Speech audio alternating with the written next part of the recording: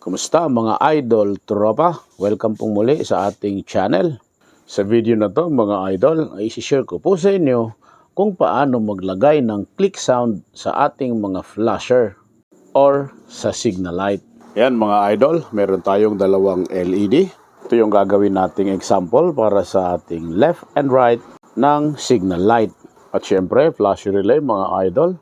At pareho nang nilagyan ng wire ang bawat pin. So, dalawang pin ito mga idol.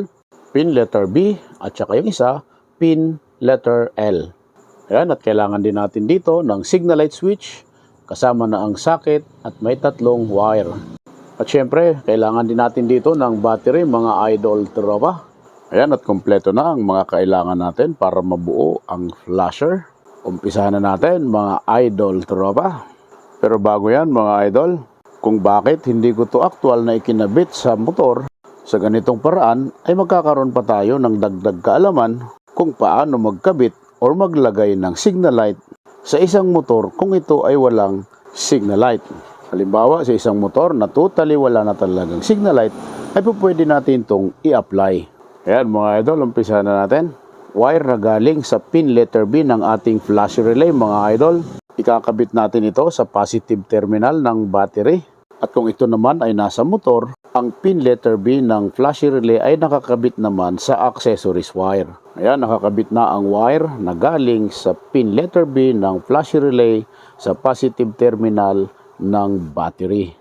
Ngayon dito naman sa signal light switch mga idol, sa tatlong wire na nakakabit sa ating socket, kailangan lamang natin dito hanapin ang common wire. Ang common wire sa ating flasher, hindi po ito matatagpuan sa gitnang wire. Ang wire na ito ay nasa isang side. Mas madaling maghanap ng common wire kung tayo ay gagamit ng test light. Ang common wire na galing sa ating switch mga idol ay ikakabit natin ito sa wire na galing sa pin letter L ng flash relay. Halimbawa naman tayo ay nasa motor at ang motor mo ay Honda, gray wire ang common wire para sa signal light, orange wire para sa kaliwa, light blue para naman sa kanang signal light.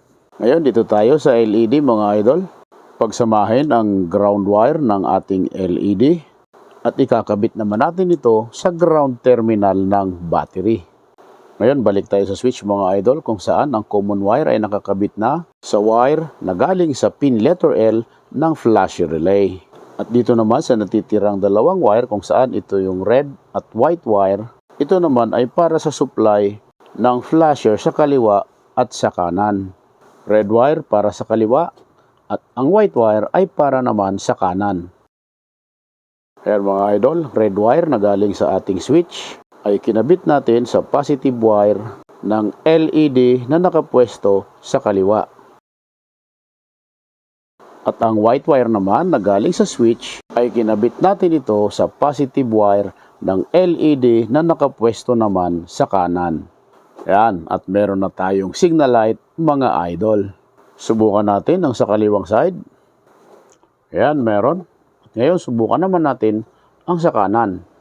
Okay, meron din. So ayan mga idol, meron na tayong signal light.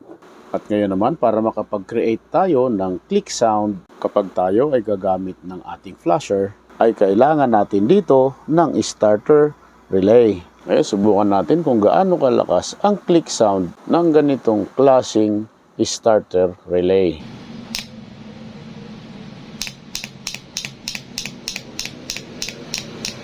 Ayan mga idol, ang starter relay na ito ay kapareho ng starter relay ng TMX 125 Alpha at marami pang motor ang gumagamit ng ganitong relay katulad ng Rusi, Skygo at marami pang iba.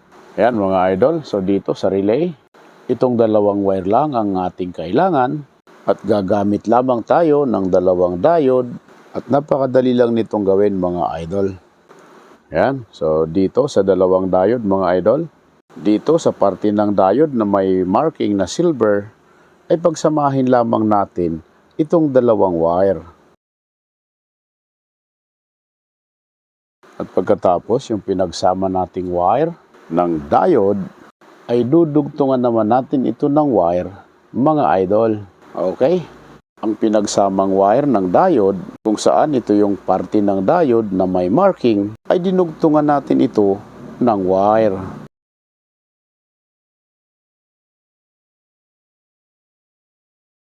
Ayan mga idol, nadugtungan na natin ng wire.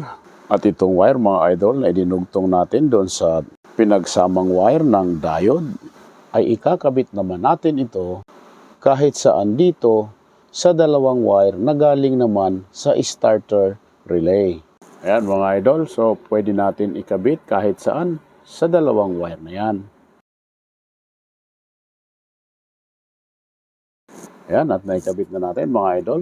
So dito naman sa kabilang side, ang dalawang wire na galing sa ating diode, kung saan ito naman yung magkahiwalay, ay pareho natin itong lalagyan ng wire.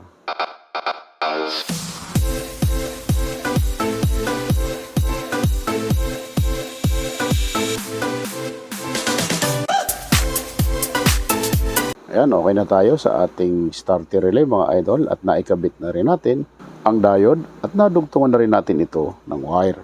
So ayan, sundan nyo na lang mga idol. At dito sa dalawang wire nakakabit sa diode mga idol, ilalagay naman natin ito sa supply ng ating flasher sa kaliwa at sa kanan. So kahit na magkabaliktaran silang dalawa ay walang magiging problema mga idol.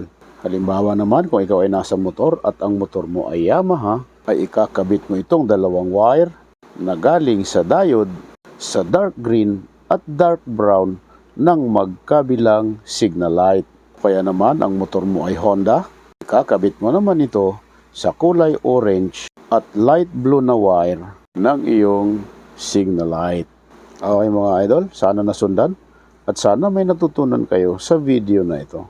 Ngayon, isang wire na lang mga idol ang hindi natin na ikakabit, kung saan ito yung isang wire na galing sa starter relay. Okay mga idol, ito ay kakabit natin sa ground. Ayan, so yan na yun mga idol tropa.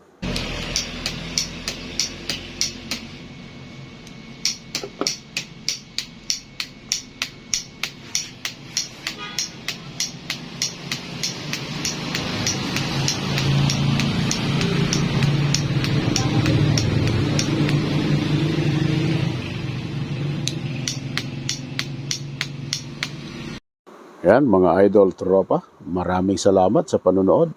Like and subscribe na lang po sakaling nagustuhan ninyo ang video na to. Thank you mga idol tropa.